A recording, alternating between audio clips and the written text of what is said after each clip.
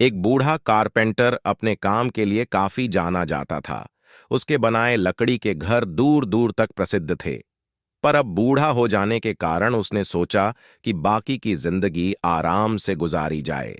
वह अगले दिन सुबह सुबह अपने मालिक के पास पहुंचा और बोला, ठेकेदार साहब, मैंने बरसों आपकी सेवा की है, पर अब मैं बाकी का समय आराम से पूजा पाठ में बिताना चाहता हूं। कृपया मुझे काम छोड़ने की अनुमति दें। ठेकेदार कारपेंटर को बहुत मानता था, इसलिए उसे यह सुनकर थोड़ा दुहक हुआ, पर वो कारपेंटर को निराश नहीं करना चाहता था। उसने कहा, आप यहां के सबसे अनुभवी व्यक्ति हैं, आपकी कमी यहां कोई नहीं पूरी कर पाएगा, लेकिन मैं आपसे निवेदन करता हूं कि जाने से पहले एक आखिरी काम करते जाइए। जी, क्या काम करना है? कारपेंटर ने पूछा।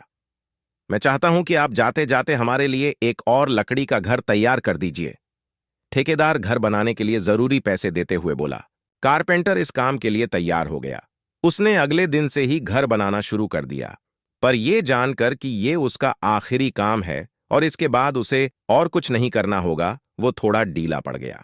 पहले जहां वह बड़ी सावधानी से लकड़ियां चुनता और काटता था, अब बस काम चालाऊ तरीके से ये सब करने लगा। कुछ एक हफ्तों में घर तैयार हो गया और वो ठेकेदार के पास पहुंचा। ठेकेदार साहब, मैंने घर तैयार कर लिया है, अब तो मैं काम छोड़कर जा सकता हूं। ठेकेदार बोला, हाँ, आप बिल्कुल जा सकते हैं, लेकिन अब आपको अपने पुराने छोटे से घर में जाने की जरूरत नहीं है, क्योंकि इस बार जो घर आपने बनाया है वो आपकी बरसों की मेहनत का इनाम है। जाइए, अपने परिवार के साथ उसमें खुशहाली से रहिए। कारपेंटर यह सुनकर स्तब्ध रह गया। वह मन ही मन सोचने लगा, कहाँ मैंने दूसरों के लिए एक से बढ़कर एक घर बनाए और अपने घर को ही इतने घटिया तरीके से बना बैठा। काश मैंने ये घर भी बाकी घरों की तरह ही बनाया होता।